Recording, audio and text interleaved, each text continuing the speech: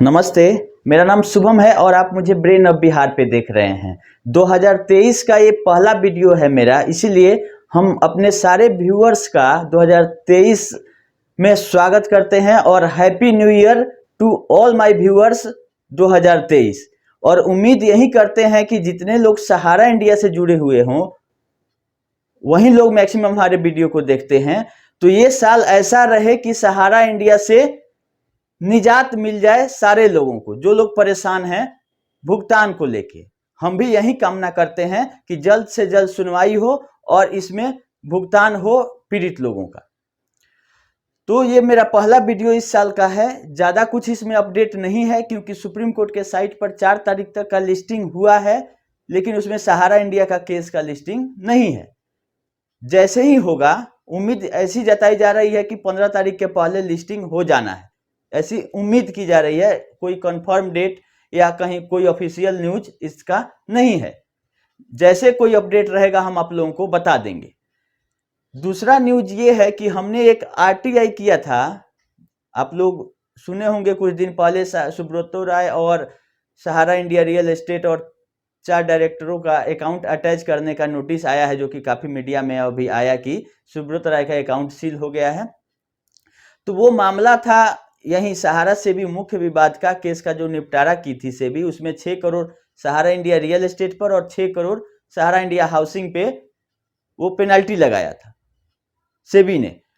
उसमें से केवल सहारा इंडिया रियल एस्टेट का प्रोसेस आगे बढ़ा है, भुगतान सहारा इंडिया ने नहीं किया 12 करोड़ रुपया का। तो 1% पर मंथ के हिसाब से 42 लाख रुपया ब्याज और 1000 रुपया रिकवरी कॉस्ट के साथ 6.42 करोड़ रुपया का रिकवरी नोटिस भेजा था। 15 दिन का टाइम दिया था कि आप जमा कर दीजिए, उसमें भी जमा नहीं हुआ। तो अकाउंट अटैच करने का नोटिस सारे बैंकों को और डीमेट अकाउंट सबका दे दिया है। तो इस विषय में हमने आरटीआई किया था सेबी में कि जब पेनाल्टी 12 करोड़ था, 6 करोड़ रियल एस्टेट पर, 6 करोड़ हाउसिंग इन्वेस्टमेंट पर, तो पेनाल्टी 12 करोड़ में 12 करोड़ रुपए लगना चाहिए, केवल 6 करोड़ का ही क्यों इशू हुआ, हमको भी समझ में नहीं आया था। तो उस आरटीआई का जवाब सेबी ने हमको दे दिया है। जवाब में यही दिया है कि जो हाउसिंग वाला जो पेनाल्टी था वो अंडर प्रोसेस है, इन प्रोसेस है। इसका मतलब ये है कि केवल एक कंपनी का पेनाल्टी का रिकवरी शुरू हुआ है। दूसरा जो पेनाल्टी था सेबी का वो इन प्रोसेस है, हो सकता है कि जनवरी मंथ में उसका भी आ जाए। तो उसमें भी 6 करोड़ का अटैचमेंट का ऑर्डर दिया जाएगा, 15 दिन का टाइम उसमें भी दिया जाएगा। इंटरेस्ट जो 42 लाख था 1 महीना का और उसमें बढ़ जाएगा, 49 लाख रुपया इंटरेस्ट प्लस 1000 रुपया रिकवरी कॉस्ट के साथ, मतलब 6 करोड़ 49 लाख 1000 का रिकवरी नोटिस आ सकता है अगर जनवरी में आता है। तो जिस हिसाब से आरटीआई का जवाब सेबी ने हमको दिया है कि वो जो 6 करोड़ का पेनल्टी है वो अभी अंडर प्रोसेस है, उसको भी आगे आना है। तो ये आप लोग समझ लीजिए कि 6 करोड़ और पेनल्टी के रूप में सहारा इंडिया से वसूलेगी सेबी, और ये तो अपने से जमा नहीं कर रही है, इसीलिए अकाउंट भी अटैच होगा और उससे रिकवरी होगा। तो खैर, अकाउंट अटैच होने नहीं होने से कोई सुब्रत राय सहारा को फर्क नहीं पड़ता है, क्योंकि 25,000 करोड़ जिसका सेबी और सहारा अकाउंट में जमा है वो लोग नहीं निकाल पा रहे हैं, तो अलग से कहां से अभी सेबी सुब्रत राय देने में सक्षम होंगे, तो उनको कोई फर्क नहीं पड़ता है। खैर, इससे पब्लिक को ज्यादा मतलब नहीं है। पब्लिक को है कि जो 25,000 करोड़ रुपया सहारा से भी अकाउंट में जमा है उसका सुप्रीम कोर्ट से कुछ गाइडलाइन आदेश आए ताकि उसको निकाल के भुगतान किया जा सके। दिल्ली हाईकोर्ट वाला जो केस था वो भी जनवरी में ही लिस्टिंग है 30 तारीख को। तो उम्मीद है कि 2023 अच्छा रहे, ऐसा लंबा डेट नहीं पड़े, जल्द से जल्द इसका सुनवाई हो, 1 आध महीना में कुछ ना कुछ निजात निकले।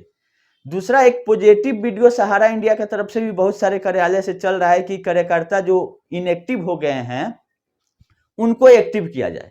तो मेरा ये मानना है कि क्या कहने से, हाथ मिलाने से और एनर्जी देने से कोई सहारा का कार्यकर्ता अभी एक्टिव होगा क्या? अगर एक्टिव होगा तो वो करेगा क्या? जमा लेने पे तो पाबंदी है मार्च 2022 में ही दिल्ली हाईकोर्ट ने रोक लगा दिया था, तब से जमा नहीं ले सकते। तो एक्टिव होके करेंगे क्या? तो एक्टिव वो तभी होंगे जब या तो जमा लेने के लिए उनको बोला जाए कि हाँ जमा किसी और कंपनी या कोई और स्कीम में चालू हो गया तब एक्टिव हो सकते हैं। दूसरा है कि अगर सहारा इंडिया को यही है कि हम आगे कंटिन्यू करेंगे तो कम से कम एजेंट लोगों का भी भुगतान के दिशा में कुछ सोचे। पब्लिक का तो पैसा छोड़ दीजिए आप, पब्लिक का तो सहारा से भी अकाउंट से जब निकलेगा तो हाँ लीगल लोग समझा दे रहे हैं कि लीगल में मैटर है, जब सॉल्व होगा केस सुप्रीम कोर्ट में तब भुगतान होगा। लेकिन जो एजेंट हैं खुद उनका भी रोजी रोटी बंद है 1 साल से, क्योंकि जब कलेक्शन ही नहीं है तो कमीशन कहाँ से होगा। तो कमीशन छोड़ दीजिए, सारे एजेंटों का लाख रुपया तो मिनिमम जो छोटा से छोटा भी एजेंट होगा उसका फिक्स होगा, जो कि जिसका मैच्योरिटी पूरा हो गया होगा सहारा में। कम से कम उन लोगों का भी कोई व्यवस्था करके क्या सहारा मैनेजमेंट पेमेंट भेज सकती है उनको एक्टिव करने के लिए कि हाँ 1 लाख रुपया आपका एफडी का पैसा, कोई एहसान नहीं करना है, एजेंट का एफडी के रूप में जमा है सहारा में, वही पैसा दे के एक्टिव कर दे कि हाँ 1-1 लाख रुपया सारे एजेंटों के मद में ब्रांच को भेजा जा रहा है। एक तरह से लायबिलिटी भी सहारा का क्लियर होगा और दूसरा आपका एक्टिव भी हो सकते हैं। ऐसा संभव नहीं है कि हाँ सब कार्यकर्ता एक्टिव हो जाए सहारा के। दूसरा, आप लोग एक्टिव होने के पहले एक चीज और ध्यान दीजिएगा इस बार कि जो भी कंपनी में सहारा इंडिया निवेश कराए उसके बारे में अच्छे से जानकारी ले, क्या करती है कंपनी। आपसे मार्केट से पैसा उठवा ले रही है अगर 100 रुपया, तो उस 100 रुपया में ऐसा ना हो बोलेगी कि 90 रुपया पेमेंट कर दीजिए, 10 रुपया हमको भेज दीजिए। तो जो ये 100 रुपया पूरा होगा 5 साल बाद वो कहाँ से कंपनी लाएगी। तो वो जमाना नहीं है कि आप किसी को भी आप डार्क में रख के और समझा सकते हैं कि हमारी कंपनी में आप जमा कीजिए। अब नीट एंड क्लीन और ट्रांसपेरेंट सिस्टम चाहिए, तभी कोई सहारा में पैसा जमा करेगा या किसी भी कंपनी में जमा करेगा, क्योंकि सहारा से विश्वास लोगों का उठ चुका है। लेकिन इसी में पॉजिटिव ही सोचना है कि 2023 में निदान हो जाएगा। चलती है सहारा, बहुत अच्छा बात है, लेकिन उसका रोड मैप आप लोग जरूर लीजिए कि सहारा का रोड मैप क्या है। ऐसा ना हो कि फिर उठा के एमबी वैली में ही हमको पैसा लगाना है। तो एमबी वैली का किस्सा 10-12 साल 15 साल पुराना हो चुका है, वो अब मार्केट में नहीं चलेगा। पैसा कैसे भी निकलवा दीजिए, लोगों का आप लोग जमा कराए हैं, प्रेशर है आप पर। खैर, सहारा आप लोगों की बात सुने तब, नहीं सुने तो लीगल प्रोसेस जो सक्षम है वो लोग करते रहिए, सीआरसी में कंप्लेन भेजते रहिए, और मतलब जो सक्षम है वो वही। लेकिन सारे लोग अगर सक्षम नहीं है तो सीआरसी में भेजने के लिए कुछ नहीं चाहिए, 1 पेज का एप्लीकेशन, आप बॉन्ड का फोटोकॉपी लिख के आप लोग भेज दीजिए कि मेरा मैच्योरिटी पूरा हो गया है।